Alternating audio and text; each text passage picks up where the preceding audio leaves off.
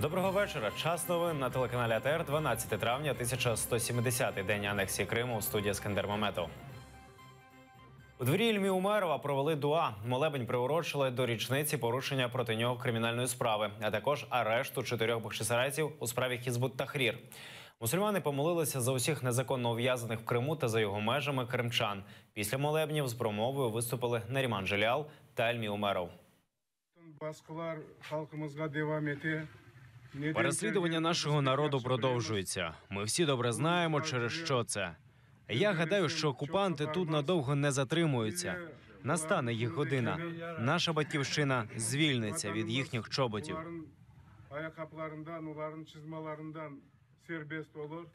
Böyle vaziyetten men bilesem hiçbirimiz razı olmak mümkün değil. Наша боротьба продовжується. Ми не маємо погоджуватися із нинішньою ситуацією. Хтось стверджує, що наші вороги досить сильні. Що ми можемо зробити? Ми не маємо погоджуватися із цим. Якщо ми погодимося, то нам прийде кінець. В нас багато завдань. Ми маємо давати силу нашим родинам. Ми маємо давати гарну освіту нашим дітям і онукам, бо ми знаємо, що у школах їм нав'язують брехливу інформацію. Хтось жадає, аби ми поїхали з батьківщини, але ми маємо залишатися тут і вкорінюватися в нашу землю. Апеляційний суд залишив у силі запобіжний захід для Миколи Мартиненка, відхиливши скаргу спеціалізованої антикорупційної прокуратури.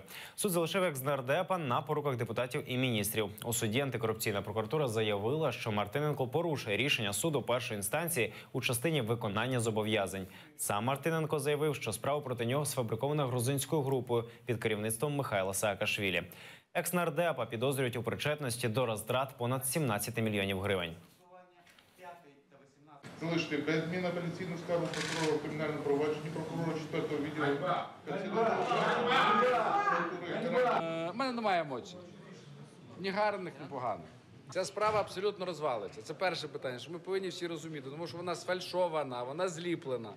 З чого вона зліплена? З Углави зліплена, з Саакашвілі зліплена. Вони хочуть спекулювати НАБУ антикорупційною тематикою для свого рейтингу. Апеляційне рішення є остаточним, я його не можу оскаржувати, тому яким би воно не було, ми маємо його прийняти. По суті, буде, коли суд призначить судовий розгляд, коли буде направлено обвинувальний акт. По цій справі його допитували, але його покази, його право відмовитися від їх дачі, воно є безумовним, ми не можемо цьому завадити. Він відмовився? Він мав намір бути допитаний, але його покази, скажімо так, не мали суттєвого змісту для ходу до судового розслідування. Перед початком судового засідання під будівлею суду зібралися активісти з Національного корпусу. Коли Мартиненко піднімався до зали суду, йому під ноги кидали дрібні гроші.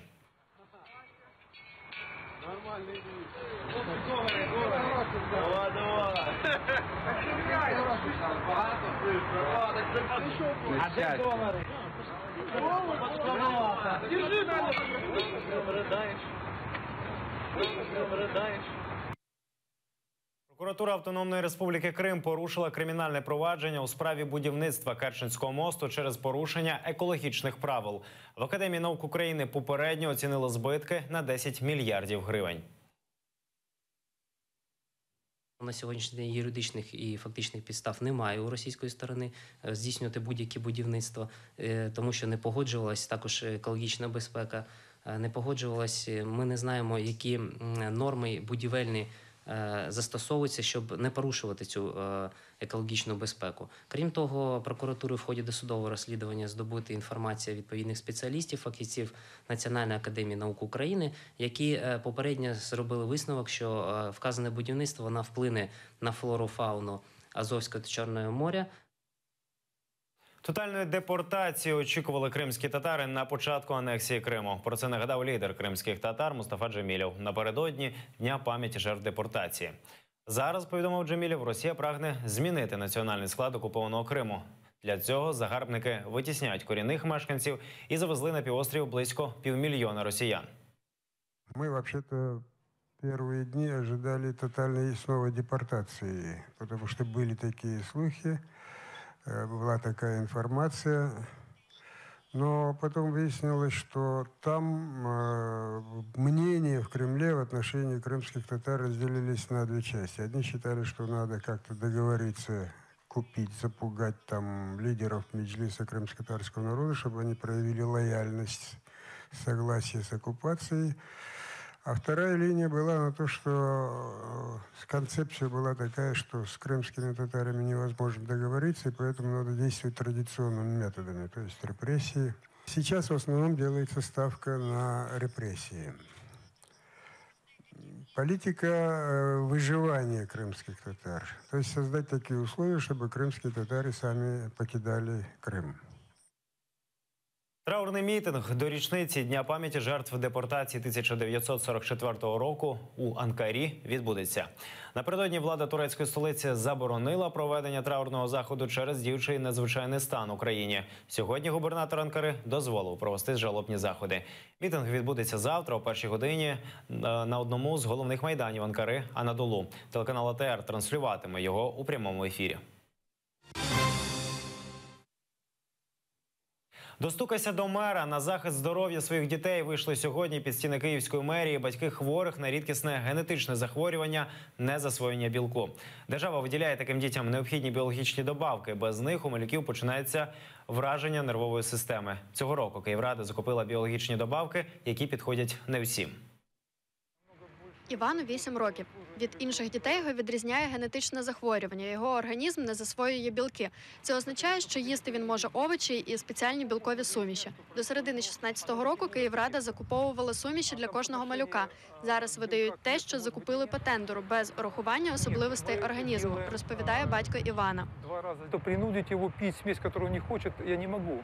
Це рвота, тошнота, це плохое состояние. Без цих сумішей діти, організм яких не засвоює білок, стають розумово відсталими і фізично неповносправними. Тому батько купує препарат за свій кошт.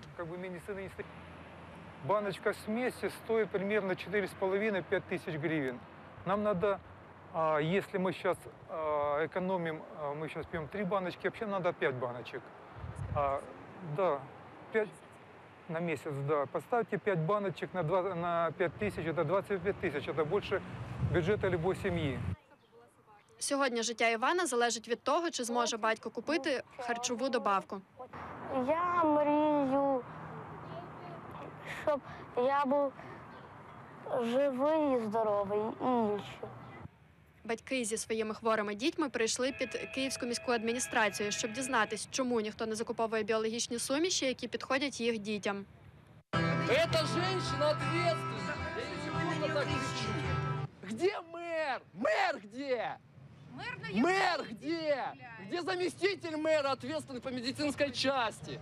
Сюда их быстро, к ним дети пришли, которых они накормить не могут. Мы против того, чтобы закупались смеси, в качестве которых мы не уверены. Закупаются смеси, которые не применяются ни в одной стране, но, по крайней мере, европейской или близлежащих стран. Відповідно до чинного законодавства, все на 100% виконано саме в правовому полі. Сьогодні, що мова йде, хочуть дійсно порушити закон в частині. І щоб закуповували саме ту торговельну марку. Але в мене питання, тут у нас 20 батьків. А де всі інші? Всіх влаштовує? Всі приймають? Об'єкти публічної закупівлі – це закон про публічні закупівлі, це в рамках закону. Не можете обеспечить пациента необходимым лечением, чтобы... Закон дозволяє закупати. Чиновники запропонували людям написати спільний лист до Міністерства охорони здоров'я України, щоб отримати можливість закуповувати ліки індивідуально кожній дитині. Світлана Паламарчук, Ельдар Тарахташ, Асан Імінов, Заман, АТР. Учасники та гості Євробачення мають можливість пройти тест на ВІЛ та гепатит. Біля фан-зони на Софіївській площі з'явився пункт безкоштовного тестування. Гості фан-зони, взявшись за червону стрічку, створили коло. Сьогодні усі люди, що тримали колом, ми символізували як буси, тобто символ Євробачення. І що ми якби схожі, але перед цією проблемою ми всі рівні. Цей пункт на Софійській площі працює вже тиждень. Владислав прийшов перевіритися на ВІЛ-СНІД. Я тестируюсь регулярно, и сегодня представилась такая возможность снова протестироваться. Наталя також перевіряється регулярно. Кожна людина має знати свій статус стосовно ВІЛ-інфекції, має знати свій статус стосовно інфікування на гепатит, тому що в Україні зараз існує епідемія і ВІЛ-СНІДу, і гепатиту. І якщо раніше основним шляхом передачі ВІЛ були ін'єкційні наркотики, то зараз основний шлях – це половий. Таких пунктів у Києві 4. За тиждень на них протестувалося більше 3000 людей. Выявили 13 случаев ВИЧ-инфекции, выявили также и гепатиты, и сифилис. Это все говорит о важности. Пройти тестування можна до 13 квітня в будь-якій фан-зоні. Катерина Бусхаркідзе, Ельдар Тарахташ, Заман, АТР. Євробачення для іноземних туристів – це не лише можливість подивитися шоу, а ще й нагода відкрити для себе нову культуру. Їхні враження від столиці України – далі в сюжеті. Це Рупер. Він приїхав до Києва з Великобританії. Півфінал конкурсу хлопець дивився ще вдома. Проте переможців він побачить вже завтра на власні очі. Це просто фантастичне місто. Люди є дуже гостинними. Нам, англійцям, тут дуже подобається погода. Тут є багато чого побачити і досить легко пересуватися містом. Тому, я думаю, як місто, яке приймає цей конкурс, воно є просто чудовим. Для людини, яка приїхала сюди з Західної Європи, тут є багато чого побачити. Джеймс також приїхав з Великобританії. В Києві хлопець вже втретє. Київ дуже дружній до туристів. Ми легко знаходимо тут туристичні місця. Тут дуже гарно гуляти. Місто є дуже компактним. Ми насолоджуємося тут сонцем і просто прогулянками. Це дуже миле місто. Пітер з Сполучених Штатів Америки. В Києві він уперше. Для Євробачення це чудове місто, яке може прийняти такий конкурс. Ні, я не відчував поки будь-якого дискомфорту. Мене тут дуже тепло прийняли. Рупер та Джеймс з Великобританії пам'ятають, як звати переможницю Євробачення минулого року, а також пісню та про що вона співала. Пітер з США на це запитання відповідає з усмішкою. Ім'я переможниці він забув, але пісня йому сподобалась. В мене просто вилетіло з голови ім'я переможниці, але це причина, чому я приїхав сюди. Я знаю, що ця пісня називалася «1944». Вона була присвячена кримським татарам та їхньому національному рухові. Так, я чув про Джамалу, 1944. Коли ми дивилися Євробачення минулого року, ми кричали від радості, тому що знали, точно приїдемо до Києва. Діана Матвіїв, Ельдар Тарахташ, Заман, АТР. Відеодизайнери, художники по світлу і лазеру з різних країн світу висвітлять будівлю річкового порту на Поштовій площі. До відкриття міжнародного фестивалю світла і медіамистецтва «Київ Лайт Фестивал» залишається менше години. Там знаходиться наш кореспондент Віктор Пономарьов. Віктор, що відбувається зараз? Я зараз знаходжусь на Поштовій площі. Тут триває підготовка до першого міжнародного фестивалю світла і медіамистецтва «Київ Лайт Фестивал». Саме на цю будівлю Київського річкового вокзалу художники будуть транслювати свої картини. Як це відбуватиметься, розповість один із організаторів Юрій Костенко. Юрію, скажіть, як художники створювали свої проекти? Для начала необходимо было создать подробную 3D-модель здания. Для этого использовались лазерные сканеры.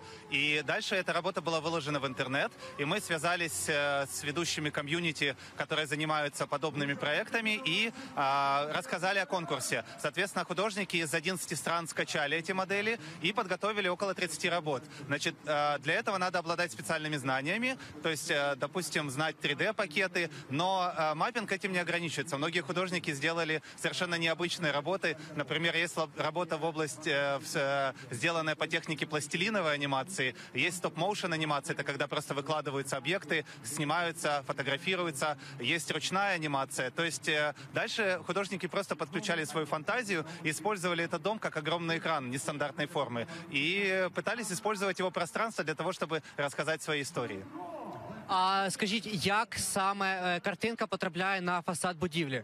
Значит, за мной находится вот несколько башен проекционных, так называемых. В каждой из башен установлены проекторы. Значит, мы используем 6 проекторов, очень мощных проекторов, 20 тысяч люменов каждый. Таких проекторов всего 12 в Украине, 6 из них используются на этом здании. То есть в каждой из этих башен по 2 проектора, и здание разбивается как бы на сегменты. То есть один фрагмент здания, один проектор, дальше следующий. То есть на фасад, на нижнюю часть светит 5 проекторов, и один проектор светит на башню. Дальше это изображение попадает в компьютер, и с помощью компьютера эти изображения сводятся в единую картинку. Соответственно, художники работают как бы в едином большом изображении разрешением около 6000 пикселей. Это для примера, это как 3 телевизора Full HD в ширину. То есть это большое разрешение, так как здание 72 метра в ширину, нам нужно очень много пикселей, чтобы картинка была детализированной. И дальше с помощью специального медиасервера, это такой специализированный компьютер, это изображение сводится и становится цельной картинкой.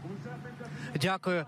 А як буде відбуватися церемонія відкриття, ви побачите вже у наступному випуску. Тож вмикайтеся в 21:00 і ви побачите це першими. Віктор Пономарьов, він розповів про Київ Лайт Фестивал, що розпочнеться біля Поштової площі менш ніж за годину. Це всі новини на цю годину. Дивіться наступний випуск «Заман» Кримсько-татарської з Мавілем Охтаровою за 45 хвилин. Ефір продовжує програма «Бугун». Сергій Щербина та Христина Бондаренко говоритимуть про події у Дніпрі з Антоном Геращенком, радником міністра внутрішніх справ України. Будьте за те. Гарних вихідних.